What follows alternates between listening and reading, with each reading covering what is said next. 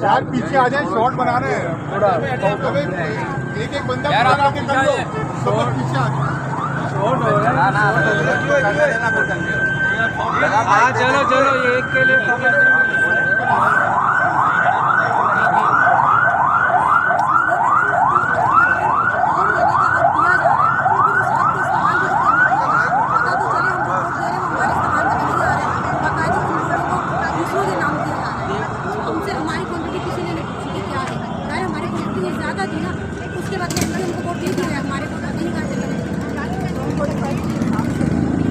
ठीक है, थोड़ा सा हाँ लगाओ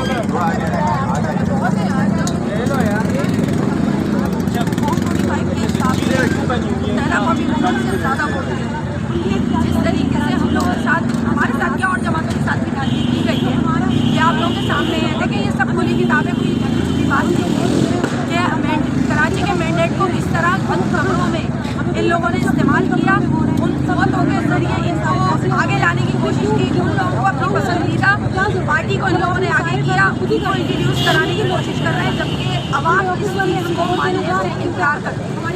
कराची का मैंडेट इनके खिलाफ है, इनको मानने के लिए तैयार नहीं है।